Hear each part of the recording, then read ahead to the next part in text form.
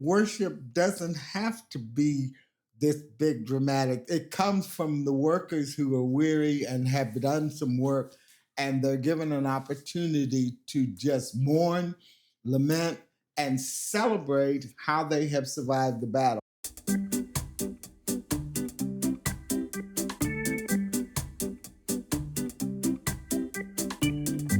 Welcome to the pod at My Village, where we're going to have fun talking all things My Village Ministries, family preservation, and the church's involvement in this important work. We are Phil and Mel, and we don't know anything about running a podcast. We do know a little bit about family preservation. All right, friends, we're back with Eugene Norris. Yep. We had a great first conversation with him a week ago. It's actually the same day, but you watched it a week ago, round 2 today. But happy to get into it again with you today, Eugene. But we're going to start off a little lighthearted.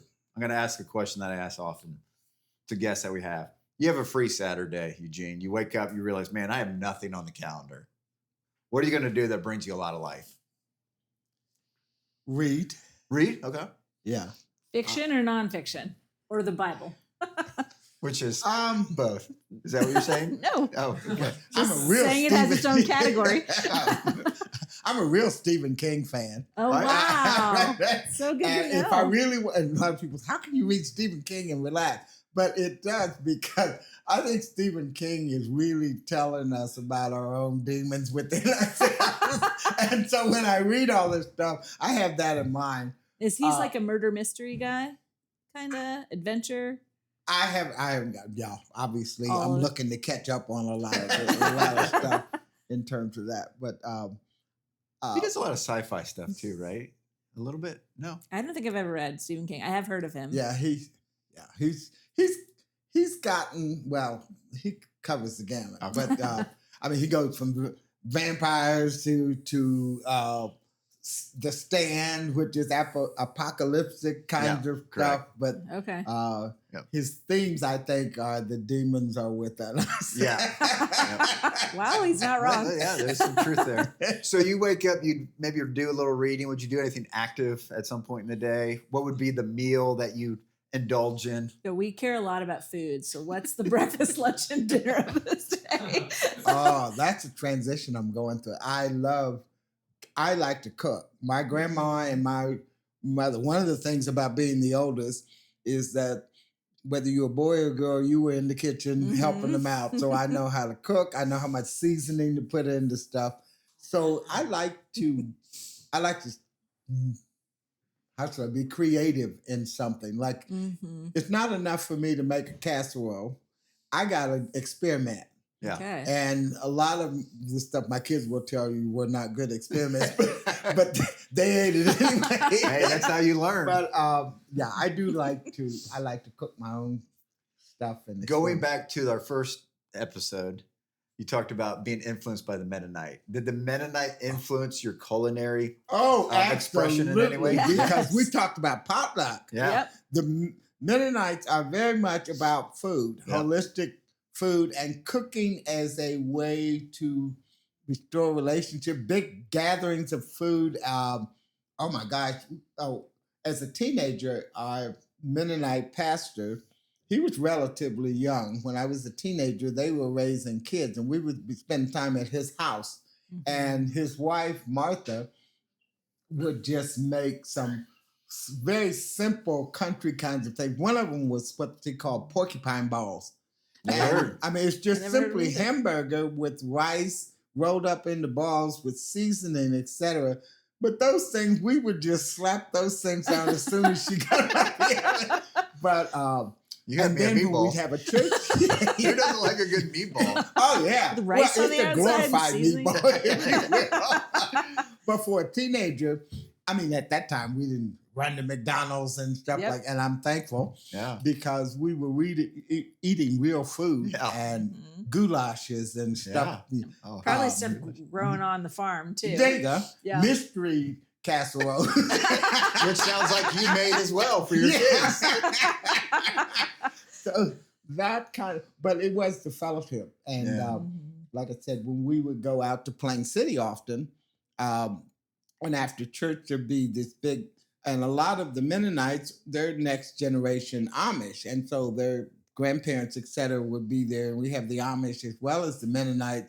And then we had our own cooks. They had soul food coming, and it was just collard greens and cornbread and pickled cucumbers and all that kind of stuff. Yeah. All this Sounds talk makes me amazing. want to go out to Der Dutchman. You go out to Der Dutchman.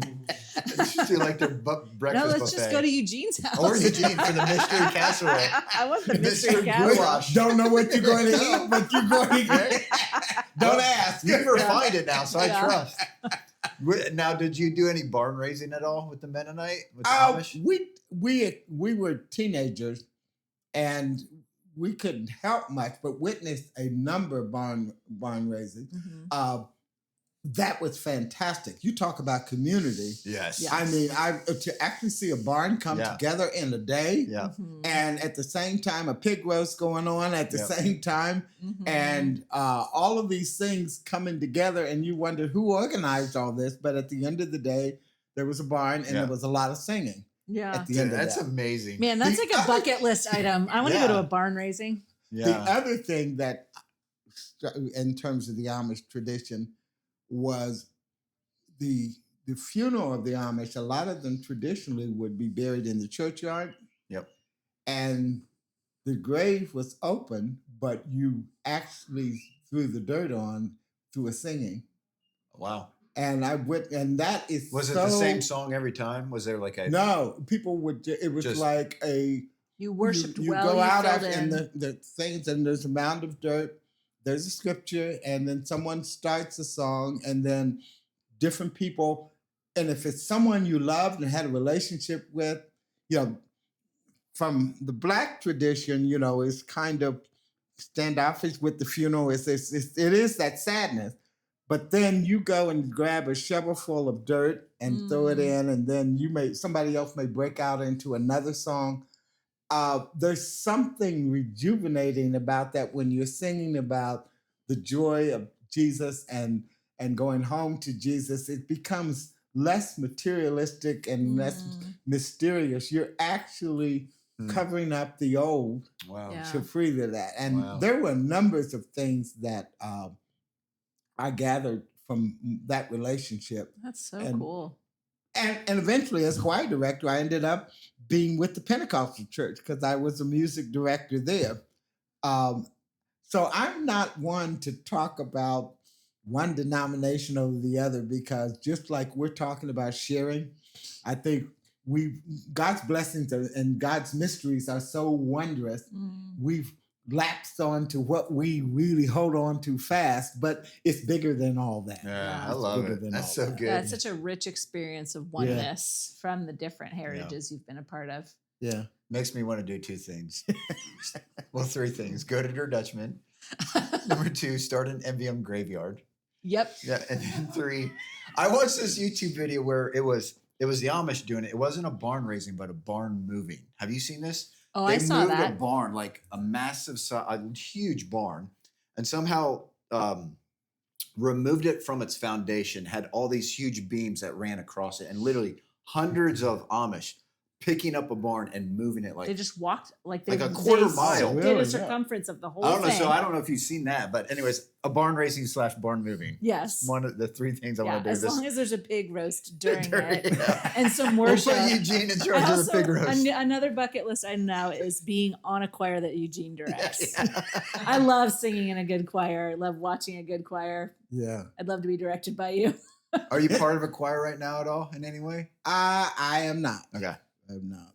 Yeah. Well, we're going to put you in charge of one. The Yeah. MVM choir. The MVM We have an choir. MVM graveyard and the MVM choir led by Eugene. Both of those led by Both Eugene. of them led by Eugene. Except when I'm working with my preschool kids. you know, Okay. Yeah, that's a good choir right yeah. there. And this is another one of I've been the administrator of our church preschool, and they're now discovering what I already knew. You don't teach kids to read and letters, etc. You do it with singing and Mhm. songs and sounds. And That's what the whole Yep. like what is that school called? Yeah. Not charter. I'm totally Classical Classical conversations.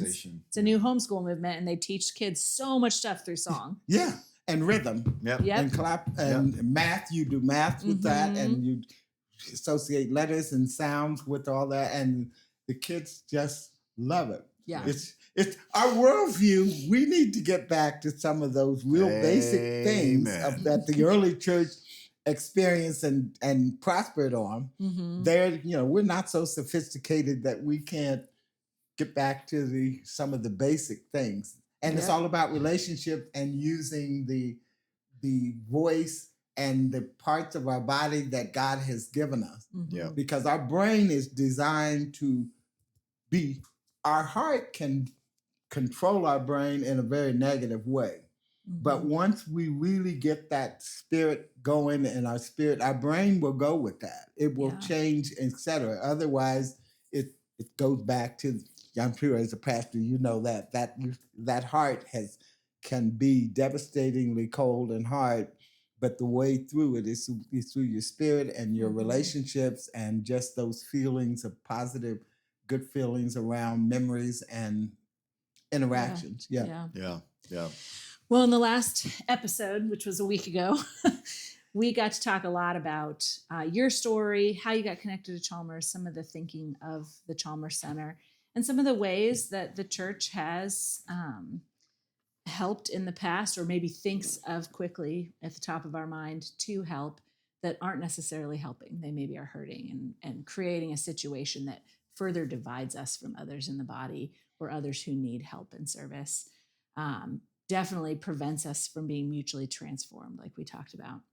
But you mentioned last time the story of the Good Samaritan. And I've been thinking about this a lot lately, and how most quote unquote good Christians would say, man, I would never walk by that man. I would stop and I would bandage him. But often what is the lived reality of the church is we don't even see that guy because we Yes. live in a different neighborhood. And so we should be wrestling with this question of if God said that whatever we do for the least of these, we do for him, what does it mean if we can't identify any least of these in our lives? What does it mean if we don't even see the man on the side of the road?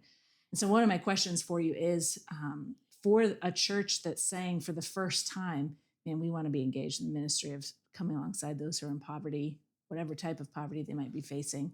What are the first steps for them? How do they get started on this journey?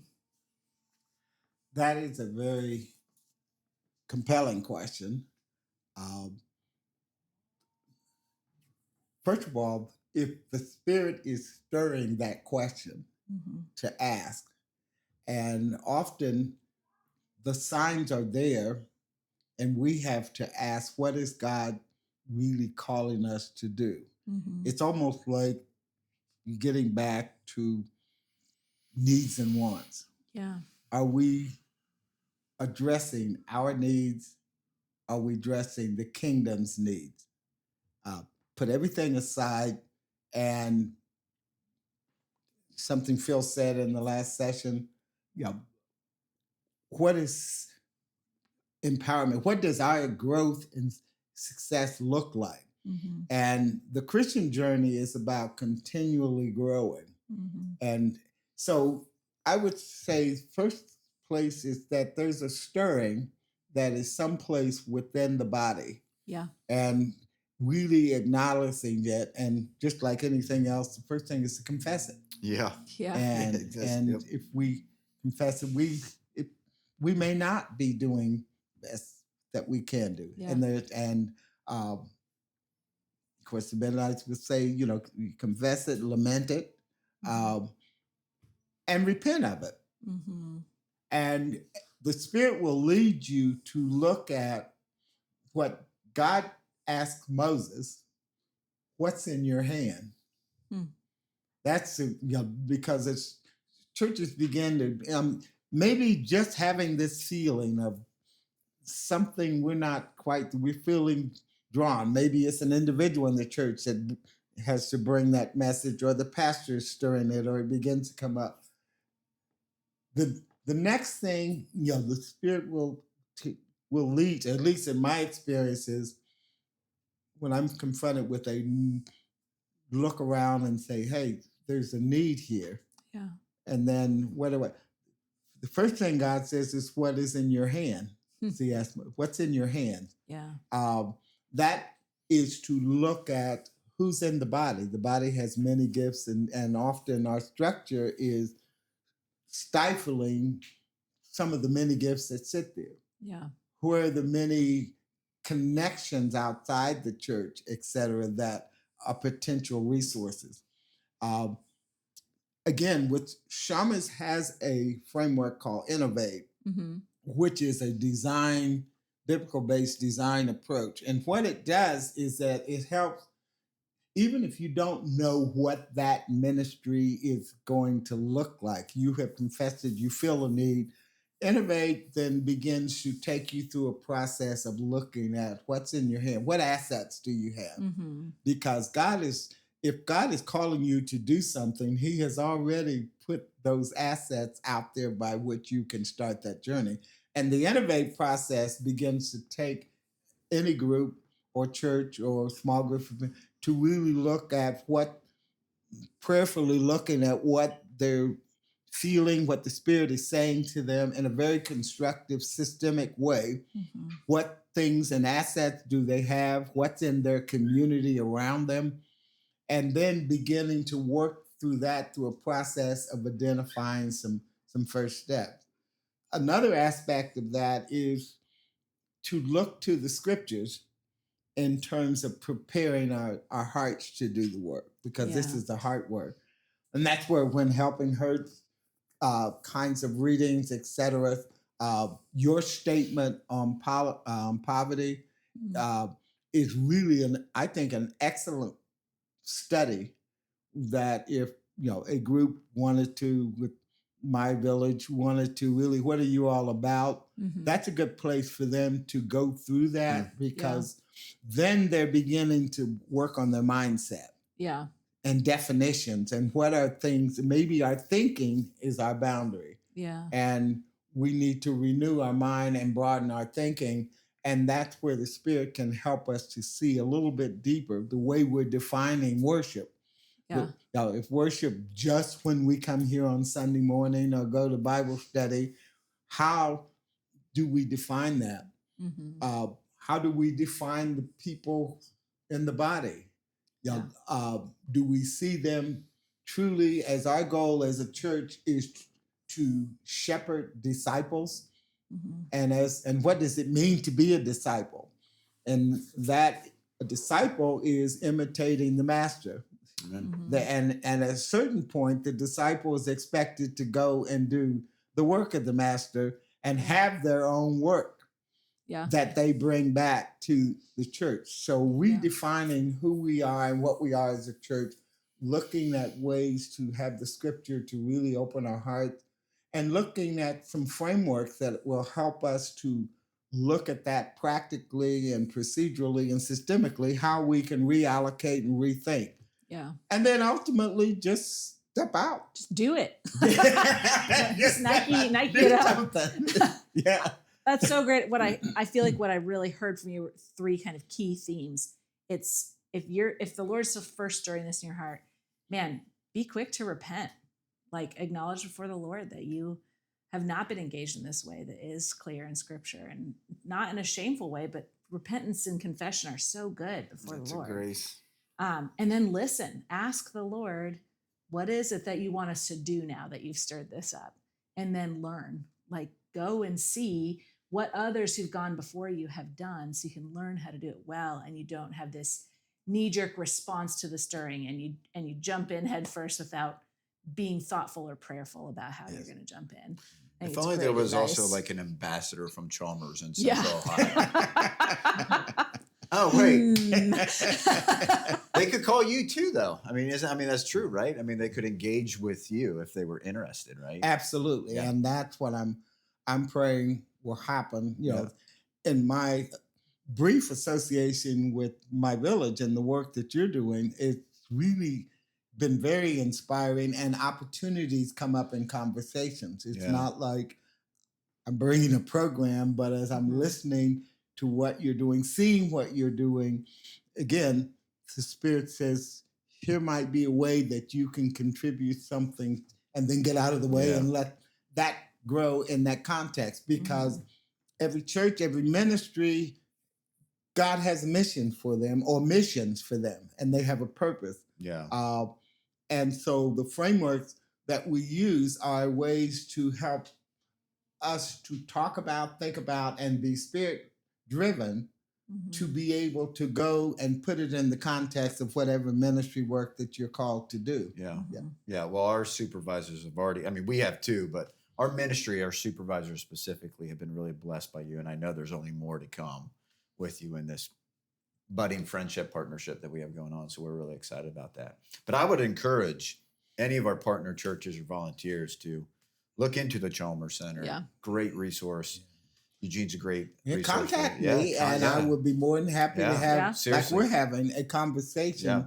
As I said, I learned so much, and I'm learned to step back and to ask questions and to listen and prayerfully throw something out there, and then trust the Spirit to allow that to be productive. Yeah. And that's my ministry. That's my work.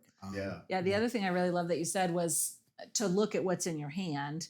And I think that is fundamentally my family's story, but it's also a lot of the family story that are serving in my village. It's what is it that I already have to steward? And maybe it's not money. Maybe it is your family. And what we felt we had to steward was we've got a family with a mom and a dad, and we're teaching our kids about the Lord. And can we offer that family to one other? And I think a lot of people within my village will resonate with you saying that, because the way that they are interacting with poverty is by stewarding the family that they've been given to share with others. That's what's in their hand. Exactly. And with Chalmers, our mission is to empower disciples to put tools and frameworks in their hand that they can feel empowered to step out and do what the Lord is calling them to do using what's in their hand. It's not a one-size-fits-all thing, but it's... Well, let's jump into that. I'm going to dive in with you a little bit here. We're going to go very practical here with some tools. One thing that I love that you talked about in the first episode was distinguishing between needs and wants. So as our host families, our volunteers, coaches, churches are walking alongside families, how would you coach them up on how to distinguish and discern between needs and wants? And how do you handle those conversations with families, with individuals? Very carefully. Even the word carefully was carefully chosen. Is there a better word than careful for careful? But there are some... let me step back from that, because as you're working with individuals, families, etc., and respecting their dignity and helping them to restore their identity with God and who they are, and realizing that a lot of that may be scrambled, there are certain what I call parameters of coaching that are principles that you set up. And one of them is really listening and creating those kinds of interactions that are safe and based on where they are right now. A lot of my experience in working with family groups that have taken, let's say, our faith and finance, when they come as a group, we do certain activities. For example, let's just say a church has a benevolent offering and there is a family that they are supporting financially. And what we would encourage them to do is to go the next step to expand that relationship. Okay, instead of just coming in to receive this daily money, let's just have a meal, sit down. Let's just say we have a standard meeting time. We come in. You don't just come in and we're going to come in, we're going to talk, and we're going to, and in this case that I'm thinking about, there was at least a monthly or bi-weekly gathering, and there was prayer. They were talking about what are your needs, etc. And then eventually there are some safe activities you can do. There are some interactive things. This is where I think Chalmers does a really good job on designing those kinds of interactive tools that are not just somebody filling your cup with information, but it's very interactive, taking what it is you're doing, and having some guidelines of how we're going to talk about that. One activity that I did experience is that people were in our family group. Okay, we're all going to commit to do something. We're going to keep track of where our resources go within what, and that becomes a fun activity, and it may take a while for everybody to be accurate. Then we come back and we step and look at who are we, where are we, and then we look at that in relationship to what God sees us as. And I know I'm talking in a very broad way without a specific act, but that's the framework. We're always trying to see what's in your hand, who you are, and what God sees as what you can be and who He sees you to be. So in those activities, then you're also empowering people how to really interact with each other, because there are a lot of dynamics that are going on in those families for that are not necessary, that are counterintuitive in terms of them moving in a positive way. So sometimes it is building that community group, how we talk to each other and how we do those things. So those are some activities. Sometimes it is a Bible study around a certain theme that is interactive and bringing in how does this connect with what's going on in your life. There are various ways to do that. Excuse me. It's okay. Take your time. It seems like that would take a lot of trust building for somebody to say, yeah, I'm willing to talk to you about where my money went this week. And you're absolutely right. That trust building, and any church that is going to venture out, etc., I would tell them, err on the side of relationship before you err on the side of process or things. So if you have a family that's used to coming to you for different things, expand that relationship, conversations, someone come alongside that family that they can trust, build that trust, and then that allows you to get in deeper. And as you begin to look at how they open up and share, then you move to the next step. But getting back to the needs and wants, again, the Lord satisfies our needs, but we have to really get into that discussion of ourselves. What do I want? Why do I want it? Yeah. Because that ties into maybe what I want is tied to who I think I am or who I think we are as a family, and that's why I want it, etc. So there are some good frameworks and discussion activities, etc. But you said the main thing: do things that build trust, and then ongoing relationships, and then listen to see what are the needs you're hearing, and then direct that back to, let's look at what God has to say about that. And that's a general pathway that all of the materials and frameworks in Chalmers follows. It starts with building trust before you get into the really hard, difficult things. So what do you do if let's say you're inviting a family to your house, you're breaking bread with them every week, you're really building trust and relationship. After a period of time, man, they start to make comments about how it seems like you always have plenty of money in your paycheck to get a bigger meal for dinner or whatever. They're starting to notice how your family's modeling some of that healthy faith and finance stuff. But when you go to bridge into that conversation, again, the relationship and trust is there somewhat, at least. When you go to bridge into that conversation, they're like, man, I just don't want to hear that from you. I don't want to hear about how I can keep better track of my funding or something. Like, what do you do when you're just kind of hitting a wall where you feel like you're not having a voice in that area in their life? I like your word bridge, because you're constantly looking for a bridge. You cannot take people where they are unwilling to go. And often that's frustrating because we see the issue, and that bridge sometimes it's got to be there for a long time before anybody else will be willing to cross it. So you're talking about being committed for a while. But if you already have an activity or something that they have already expressed a need for. Mhm. And that's why, a lot of churches have benevolent offerings and they have Yeah. food pantries, Mhm. etc. Start with what's in your hand. Now, instead of how do I expand that and get deeper to the people who are coming to just not just get it, number one, how do we, and you may have to change some of the rules, okay, if you want to call it that. Okay, yeah, we're going to have our give out, but to be eligible for that, we're going to spend some time in prayer and by a little bit of Bible study, and we're going to do some things. And maybe it's like dangling a fish hook, but in that you have access to the Spirit and the biblical pieces, and you begin to develop that relationship and bring. I would encourage you to bring along. In Chalmers, we call them allies. That's Yeah. anybody that's in the church that needs and can benefit for having an outlet or an entry point Mhm. to begin to enter into that relationship. Because it may not be you, it may be someone else.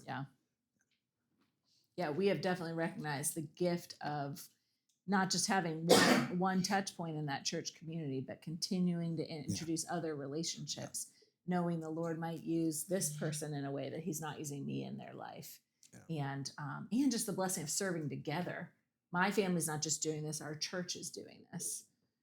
That I agree with you. That bringing in those extra relationships, and you also begin to discover to help them to appreciate the fact that they have something in their hands too. That gets back to that whole potluck concept. Mhm. Is that often their bias is that they don't see an end and they don't see what they have to even begin to build on. So even that activity of kind of track, what we're doing with our resources in various ways is helping people to look at and celebrate. I like to say what God is already doing for you. Yeah. Because one of the eye openers, and for particularly the materially poor who have lost their sense of dignity and worth, is helping them to first see what God has already been doing in their lives. Mhm. And that has been an eye opener. I've discovered that's the first step because they often think I'm lost but look at ways that God has already shown His presence in your life. Mhm. That has been very powerful, and people begin to really open their eyes to see that. Yeah. Instead of looking at themselves through the eyes of the world, telling them constantly, you're not loved, you're not worth, but doing that. Yeah, that's good. Yeah, I think that seeing what's in their hand. Do you have any like really practical? Yeah. This is something you can say that helps somebody see what's in their hand. But this conversation has opened up something that I've been really thinking about. On the bigger picture is God really right now calling us as a church to rethink our whole paradigm of what the church is and and what we look like. Hmm. The bigger issue is, and a lot of people were saying, we want to go back to the early church model. I believe that, as the Lord says, behold, I do a new thing. Hmm. And you don't put new wine in old wineskins. Mhm.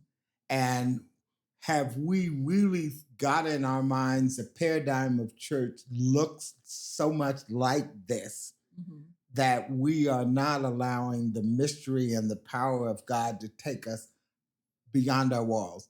Are we reacting to some cultural things that are going on around us as if we are not equipped with the power of Pentecost to move against that culture, which the church has already done, which means rethinking the way that we think about church, and ultimately the way that a lot of people have begun to assume the church looks like and acts. And that's a way for a church to really start thinking about, am I really moving the kingdom forward? Yeah. And the things that are happening have been foretold. But my role as the body of Christ is to keep living the kingdom in places so that when all of that is taken away, behold, there's the kingdom already in place. And we have to figure out what's our role as a church to coming outside and really establishing the kingdom out there, even in the midst of all the craziness that can be going on right now. Yeah, that's good. Yeah, that is a really good word. And I mean, it sounds like, obviously this may sound arrogant, but I feel like one thing that's exciting for us to see in our partnership with our churches, I feel like our churches are in pursuit of that. Not that they're doing it well all the time. I think a lot of them are, but they're in pursuit of that. And that's a necessary first step. That is Step a out necessary on the first water. step. Yeah, yeah. Here's maybe a question I have for those that are in pursuit of that and feel like, man, I just feel like there's a lot of frustrations that we have as we enter into the kingdom in this way. What's your encouragement to them and handling those frustrations well? Do you have any advice, encouragement, one that kind of keeps them moving on and not to give up, to persevere? For me personally, when I do the work, and I get frustrated, I turn off the TV, I do all this stuff. The most powerful thing I think for me that rings in my head is that Jesus told us, when 2 or 3 are gathered together in my name, there will I be. That sounds so small and so fundamental that it has become my personal ministry mission. How can I step out from where I am and assemble with other believers in a way and invite Jesus into that presence around some work or around some thinking of, because there I will be. And it is his presence that is our reward. You talk about the frustration. Worship is the celebration of Jesus in the midst of the frustration. It is the seeking of where you have been lifted up, even in the battle. And you may not have won the battle and you may be beat up and weary, but it is that release. And I think that gets back to worship doesn't have to be this big dramatic. It comes from the workers who are weary and have done some work, and they're given an opportunity to just mourn, lament, and celebrate how they have survived the battle. And that's a mentality that we probably need to look at. How do we encourage each other? Because that's our role. That's the fundamental piece. And I think a key role of the church is to equip, but how do we ultimately leave encouraged, loved on, bandaged up a little bit? And when we focus on that, then that's redefining what does our worship look like? Is it always just a one-way transition, a transactional kind of thing? Are there opportunities for those who are hurting to actually be prayed for, to be talked about? So the encouragement to me is to find avenues to celebrate the Lord. And that's a challenge. And being together and knowing that he has promised to be in our midst, that's an encouragement. And equipping, because I may be frustrated because I can learn from how Melody has encountered that, and she's dealing with the same things. And maybe Melody or Eugene has something to put in my hand that might be another tool that I've been using and have been trying. And so now I'm encouraged because now I'm growing.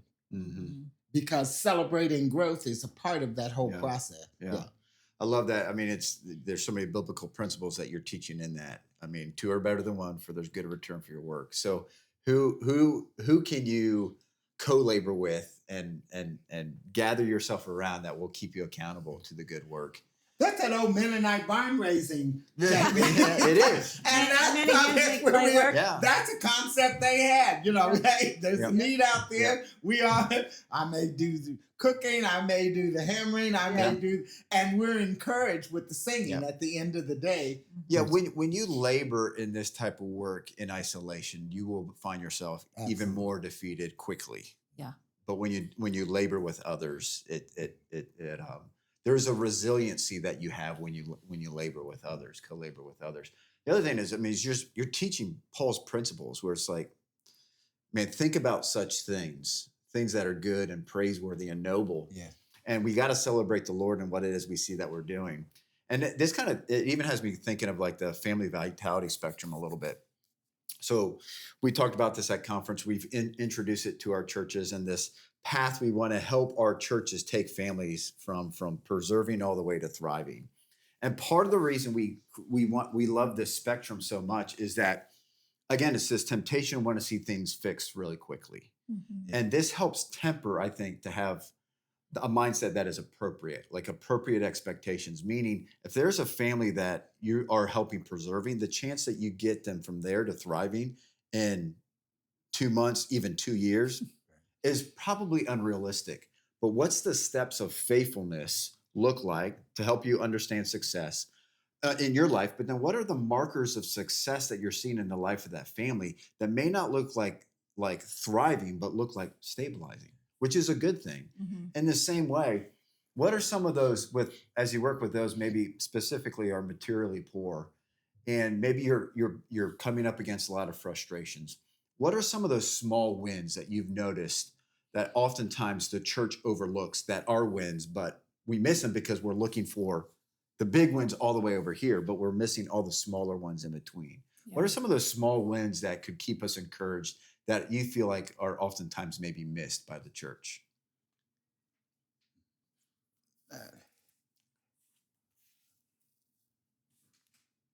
Let me answer it this way. One of the things that we talk about how one seed is planted and it tends to grow. Yep. One of the things that became apparent when we started working with a small group of families and workers, and we had only one intent to do just one little experimental session, because we had no money for marketing, do all that other stuff. They went and told people. And they brought other people.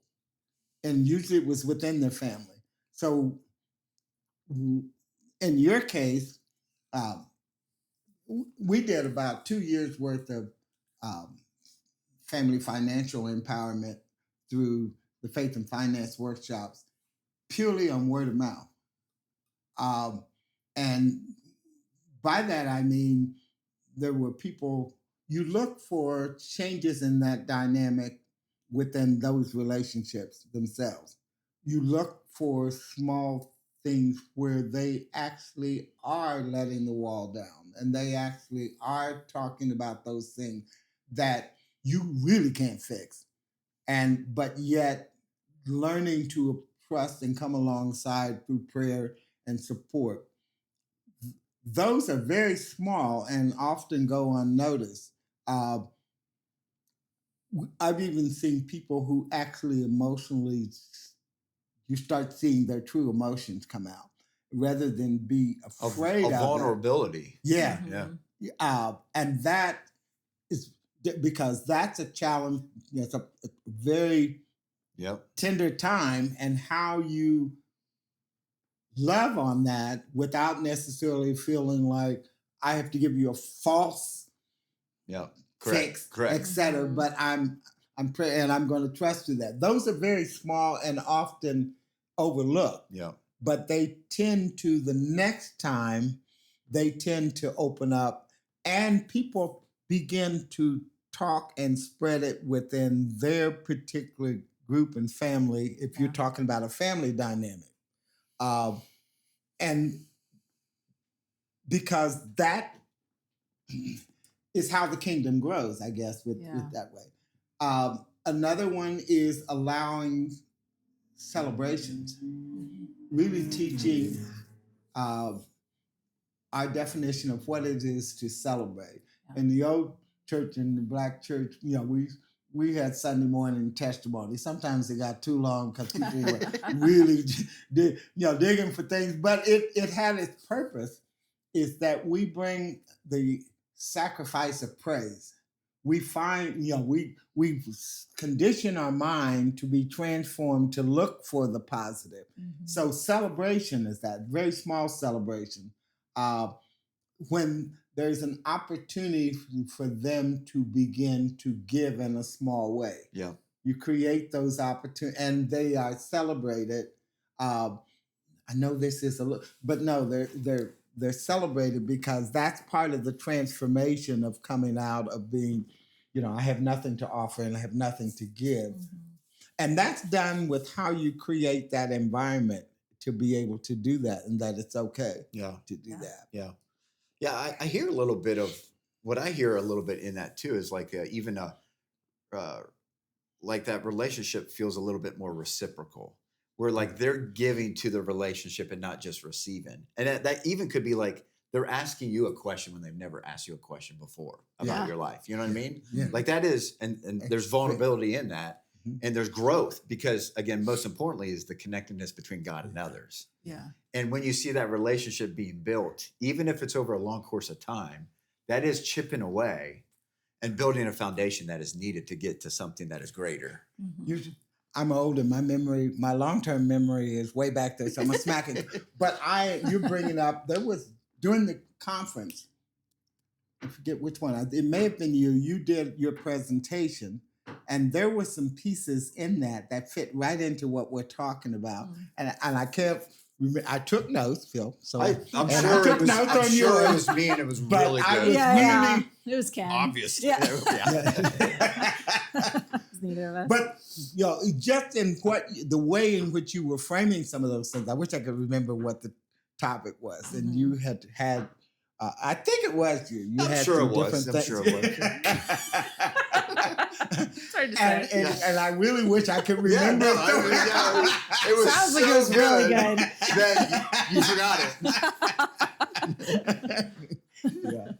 No, but yeah, I think that is. I mean, that's one thing I've noticed in the ministry that I think does get missed is those small wins in relationship. Yeah. Yeah. When we think we have more of a mindset that's different, that thinks that the wins should look different Yeah. and should look different way faster. Yeah. Yeah. But really, there is a lot of small wins that are taking place. And I And think we have to explore our own see, we're being transformed.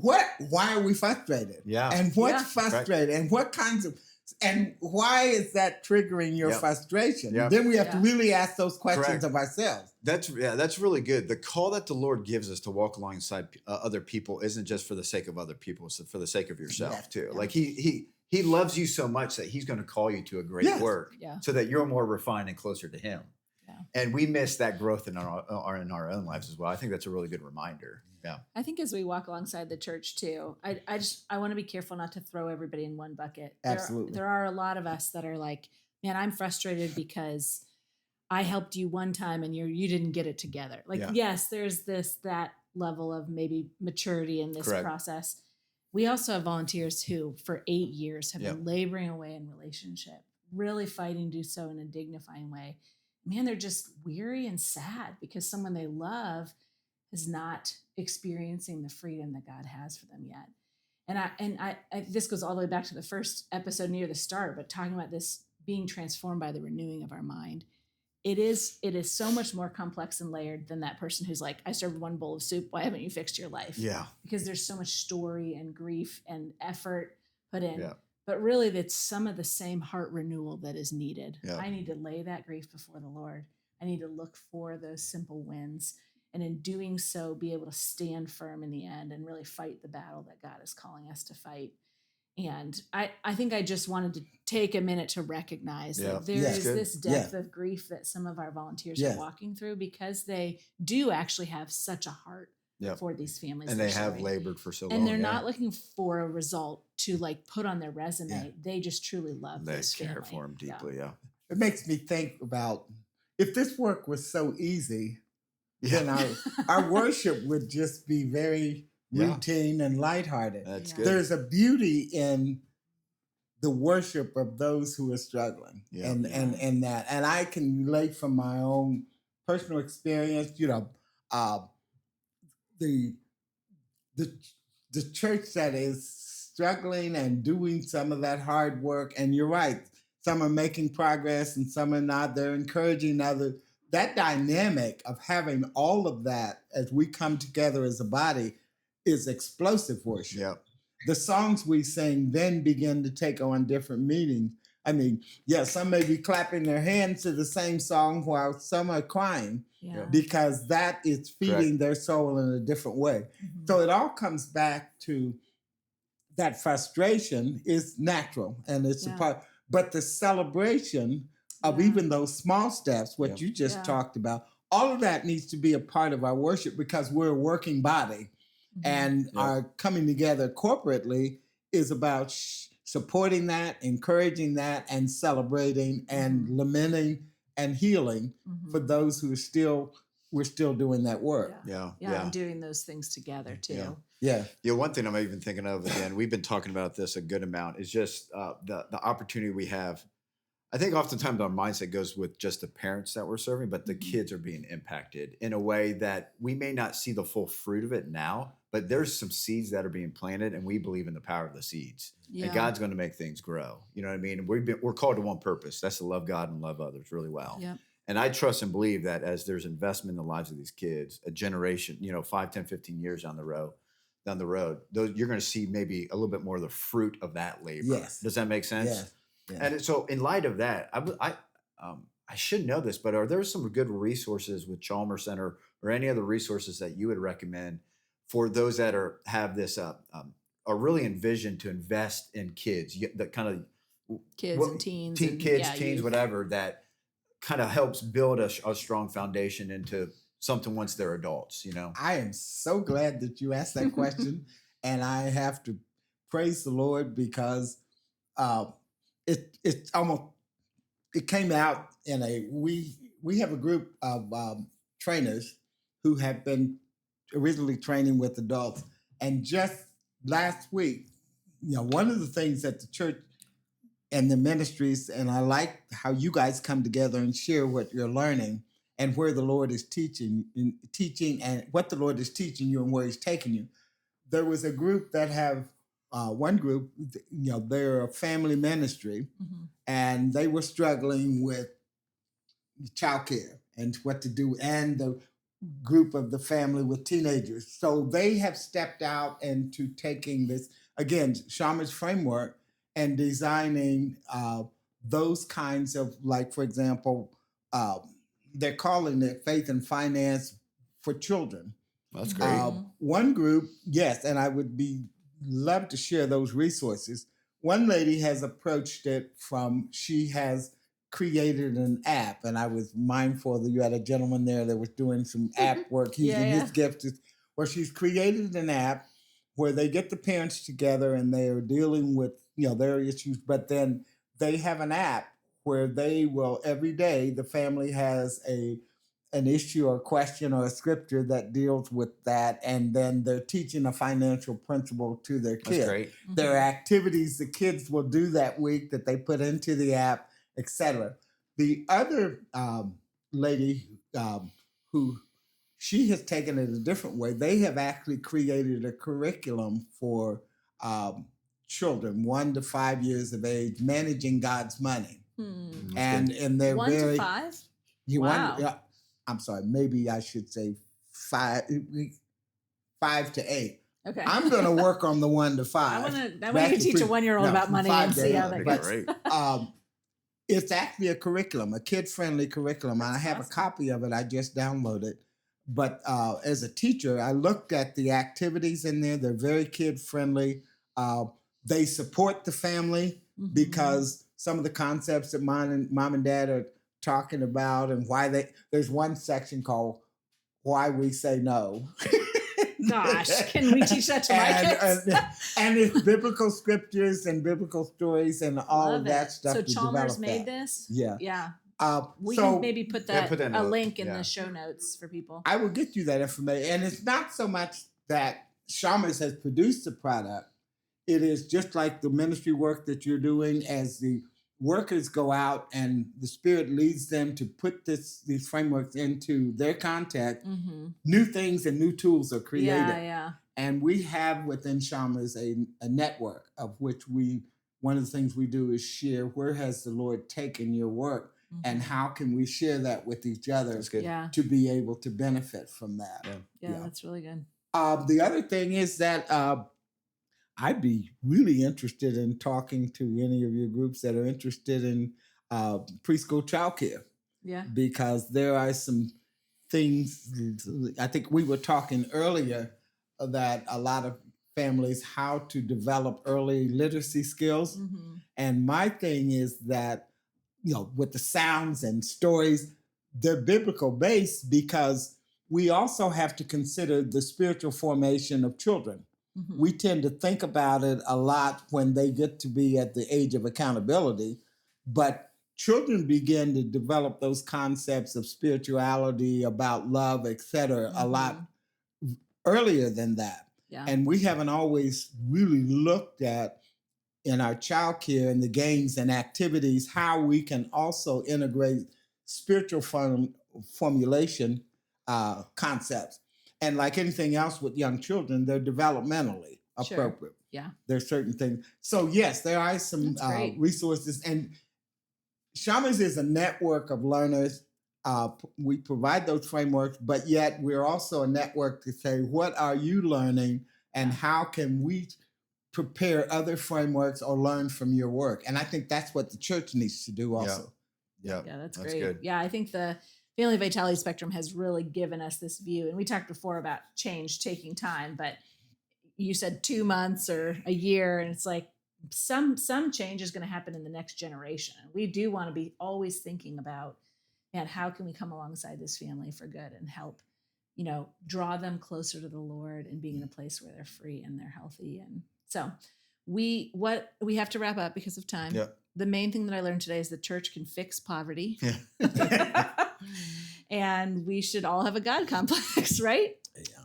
Just kidding. And I'm delighted to be an ambassador with Chalmers, just as a fellow worker in the field and being affiliated with your work and being true to what we said, sharing what resources that are in my hands, that are in Chalmers' hands, and how to share that with you. And I'm available to continue this conversation and to share resources, provide links, etc. But on the other end, I want to learn about what the Lord is doing in the area of family preservation, your struggles and your frustrations. Yeah. What are they, and how do we go to the Lord, and how do we use what's out there to help give you or put things in your hands to continue to encourage, and we ultimately can celebrate that we've made some progress and some growth. Yeah.